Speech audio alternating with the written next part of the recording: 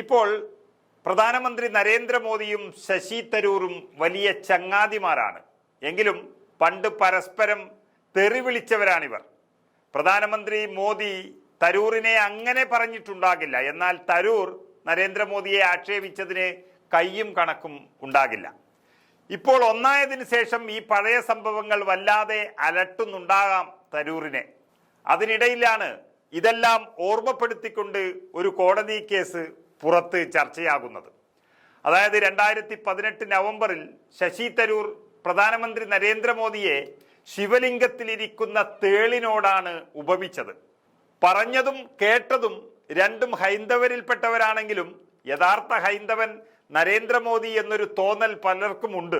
അതുകൊണ്ട് തരൂറിന്റെ പരാമർശം മതവികാരം വ്രണപ്പെടുത്തുകയും പ്രധാനമന്ത്രിയുടെ പ്രതിച്ഛായക്ക് കളങ്കം വരുത്തുകയും ചെയ്തുവെന്നാരോപിച്ച് BJP നേതാവ് രാജീവ് ബബ്ബാർ ഒരു കേസ് ഫയൽ ചെയ്തു.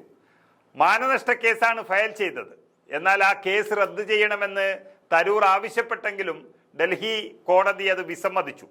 2023 ഒക്ടോബറിൽ ഈ കേസ് റദ്ദാക്കാൻ വിസമ്മതിച്ച ഡൽഹി ഹൈക്കോടതി ഉത്തരവിനെതിരെ ചോദ്യം ചെയ്തുകൊണ്ട് തരൂർ സുപ്രീം കോടതിയെ സമീപിക്കുകയായിരുന്നു.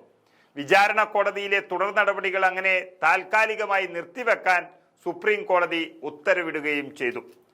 ശിവലിംഗത്തിന് മുകളിൽ ഇരിക്കുന്ന തേളാണ് പ്രധാനമന്ത്രി നരേന്ദ്രമോദി എന്ന് ഒരിക്കൽ ഒരു RSS നേതാവ് പറഞ്ഞിരുന്നുവെന്നും തേളായതുകൊണ്ട് കൈ ഉപയോഗിച്ച് എടുത്തു കളയാനും കഴിയില്ല, അതുപോലെ തന്നെ ശിവലിംഗത്തിന് മുകളിലാണ് ഇരിക്കുന്നത് എന്നുള്ളത് കൊണ്ട് ചെരുപ്പ് കൊണ്ട് അടിക്കാനും കഴിയില്ല എന്നുള്ളൊരു ധർമ്മസങ്കടത്തിലാണ് ഉള്ളത് എന്നായിരുന്നു ശശി തരൂർ പറഞ്ഞത്. ആ കേസ് പരാമർശിച്ചുകൊണ്ട് സുപ്രീം കോടതി തന്നെ ഇപ്പോൾ രംഗത്ത് വന്നിരിക്കുകയാണ്. നരേന്ദ്രമോദിക്കെതിരായ ശിവലിംഗത്തിലിരിക്കുന്ന തേൾ എന്ന പരാമർശത്തിൽ ഫയൽ ചെയ്ത ക്രിമിനൽ മാനനഷ്ട കേസിൽ വലിയൊരു നിരീക്ഷണവുമായിട്ടാണ് സുപ്രീം കോടതി രംഗത്ത് വന്നത്.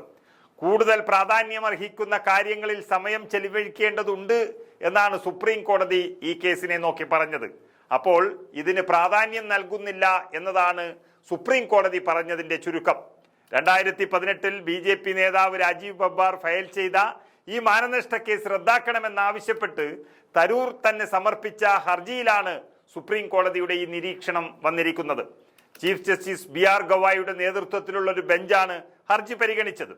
ഈ വിഷയത്തിൽ എന്താണ് ഉള്ളതെന്നും കൂടുതൽ പ്രധാനപ്പെട്ട കാര്യങ്ങളുണ്ട്, നിങ്ങൾ വലിയ കാര്യങ്ങളിൽ ശ്രദ്ധ കേന്ദ്രീകരിക്കൂ, അതിനു പകരം എന്തിനാണ് കോടതിയെ ഇങ്ങനെ ബുദ്ധിമുട്ടിക്കുന്നത് എന്നാണ് പരാതിക്കാരന്റെ അഭിഭാഷകനോട് കോടതി തുറന്നു പറഞ്ഞിരിക്കുന്നത്. വീണ്ടും കേസിൽ വാദം കേൾക്കാൻ അടുത്ത ആഴ്ചയിലേക്ക് മാറ്റുകയും ചെയ്തിട്ടുണ്ട്. ഏതായാലും നരേന്ദ്രമോദിയും ശശി തരൂറും ബദ്ധശത്രുക്കളാകുമ്പോൾ പറഞ്ഞ കാര്യങ്ങൾ കോടതി കാര്യമായി എടുത്തുവെങ്കിലും ശശി തരൂറും മോദിയും ഇപ്പോൾ ചങ്ങാതിമാരായി. അതുകൊണ്ട് ഇനിയിപ്പോൾ തേളല്ല പാമ്പ് എന്ന് പറഞ്ഞാലും മോദിക്ക് കുഴപ്പമുണ്ടാകാൻ സാധ്യതയില്ല. യഥാർത്ഥത്തിൽ മോദിയും തരൂറും ഒന്നായതോടെ ഇവരെ വിശ്വസിച്ച് കേസ് കൊടുത്ത പരാതിക്കാരൻ രാജീവ് ബബ്ബാർ ശശിയായി എന്നതാണ് വാസ്തവം. വേറെ പ്രധാനപ്പെട്ടതൊന്നും ഇല്ലേ പറയാനെന്ന് സുപ്രീം കോടതി ചോദിച്ചത് തന്നെ തരൂറും മോദിയും ഇന്ന് എത്തി നിൽക്കുന്ന സൗഹൃദം കണ്ടുകൊണ്ട് തന്നെയായിരിക്കും എന്ന് നമുക്ക് വിശ്വസിക്കാം.